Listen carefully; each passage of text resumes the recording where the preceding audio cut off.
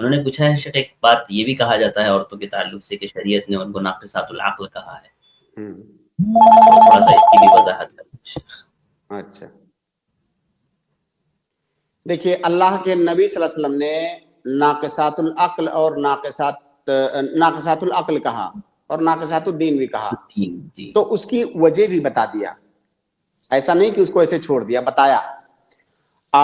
ہماری شریعت میں کئی سارے معاملات میں عورت کی گواہی، دو عورتوں کی گواہی ایک مرد کے برابر ہوتی ہے۔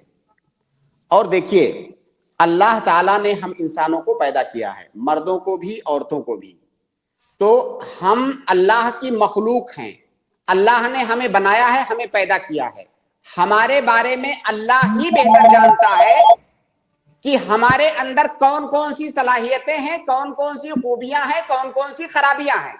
انسان ایک چھوٹا سا کوئی موبائل بناتا ہے، اسے استعمال کرنے کا طریقہ، اس کی خامیاں، اس کی اچھائیاں وہ انسان طے کرتا ہے، بتاتا ہے کہ بھائی اس کو ایسے سے استعمال کرنا۔ اللہ نے ہمیں بنایا ہے، اب اللہ ہمارے بارے میں بتائے گا کہ اس جو ہے مخلوق کے اندر کون کون سی خوبیاں ہیں، کہاں پر نقص ہے۔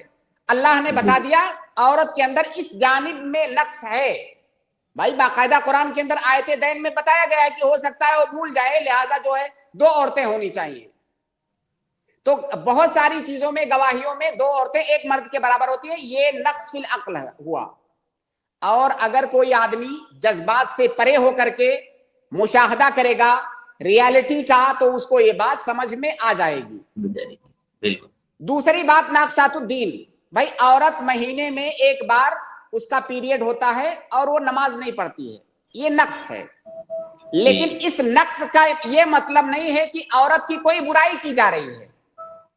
بھائی بہت سارے مرد ایسے ہوتے ہیں جن کے اندر کوئی خلقت میں کوئی کمی ہے، تو کیا ان کے اندر یہ برائی ہے؟ اللہ تعالیٰ نے ان کو ایسے ہی بنایا ہے۔ تو اور عورت کے اندر یہ نقص ہونے کا مطلب یہ نہیں ہے کہ عورت کی کوئی توہین کی گئی ہے، عورت کے بارے میں ایک سچائی بتائی جا رہی ہے کہ یہ فلاں کوالٹی عورت کے اندر نہیں ہے۔ کئی ساری چیزوں میں آپ دیکھیں گے تو عورتوں کو آپ عورتوں کی فوقیت پائیں گے، جیسے مثال کے طور پر ماں کے بارے میں کہا گیا کہ جو ہے ماں کی اطاعت جو ہے 3 بار کرنا ہے، اس کے بعد چوتھے بار میں باپ کی اطاعت۔ یہاں پر تو ماں کو فوقیت دی گئی، وہ ایک عورت ہے، کیوں دی گئی بتائیے؟ ایسے بہت سارے مسائل ہیں۔ عورت کو کہا گیا نہیں تم کو گھر میں بیٹھنا ہے، اور شوہر کی ذمہ داری ہے کما کر کے لائے کھلائے، چاہے جہاں سے لائے، تمہارا ٹینشن نہیں ہے، تو یہاں پر تو عورت کو فوقیت دی گئی۔ اب کیا کہا جائے گا کہ مرد کو نوکر بنا دیا گیا ہے؟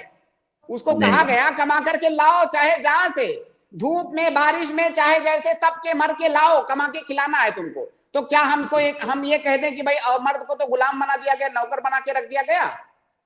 نہیں، بالکل نہیں۔ تو اللہ تعالیٰ نے تمام انسانوں کی اپنی ان کی ذمہ داریاں طے کر دی گئی، ان کی جو کوالٹی ہے اس کو بتا دیا، تمہارے اندر یہ کوالٹی ہے، تمہارے اندر یہ کوالٹی ہے، اور من حیث الجملہ مردوں کو فوقیت دی ہے عورتوں پر، اور اللہ نے بنایا ہے، اللہ کو حق ہے جس کو چاہے وہ فوقیت دے، جس کو چاہے وہ افضلیت دے۔ اور ایک بات یہاں پر اور یاد کر لیں، ایک قاعدہ ہے علماء نے ذکر کیا ہے کہ دیکھیے جو جنس الرجال ہے اس کی افضلیت ہے جنس النساء پر، ایسا نہیں ہے کہ افراد الرجال کی افضلیت ہے افراد النساء پر۔ معنی کیا ہے اس کا؟ جیسے من حیث الجملہ اگر دیکھیں تو مرد کو فوقیت دی گئی ہے عورت پر، لیکن اس کا یہ مطلب نہیں کہ دنیا کا ہر مرد دنیا کی ہر عورت سے افضل ہے۔ بھائی صحابیات تھی، کیا ہم صحابیات سے افضل ہیں؟ قطعاً نہیں۔ تو دنیا کا ہر مرد دنیا کی ہر عورت سے افضل نہیں ہے، لیکن بلکہ اس کا مطلب یہ ہے کہ مردوں کی جو جنس ہے یہ عورتوں کی جنس سے افضل ہے، لیکن ہو سکتا ہے ہمارے گھر میں ہی کوئی ایسی عورت موجود ہو جو ہم سے افضل ہو بہت ساری چیزوں۔ تو یہ بات دھیان رکھنی چاہیے، اصل میں ان جیسے لوگوں کو یہ چیزیں سمجھ میں آتی ہیں، لیکن ان کو نقطہ چاہیے، ہے نا؟ ان کو یہ نہیں دکھتا ہے اسلام نے عورت کو کیا دیا ہے۔ واللہ جب میں حقوق کے باب کو پڑھتا ہوں شیخ، اور عورتوں کو اسلام نے جو حقوق دیے ہیں، میں حیران رہ جاتا ہوں کہ مطلب عورت کا اتنا احترام، اس کی اتنی عزت، मतलब दुनिया की किसी मखलूक को वो इज्जत और एहतराम नहीं दिया जो औरतों को है। उसके बावजूद असल में औरत को बाजार में लाना है, इनको औरत को बाजार में लाना है, सामने लाना है। हाँ, असल मकसद वो है।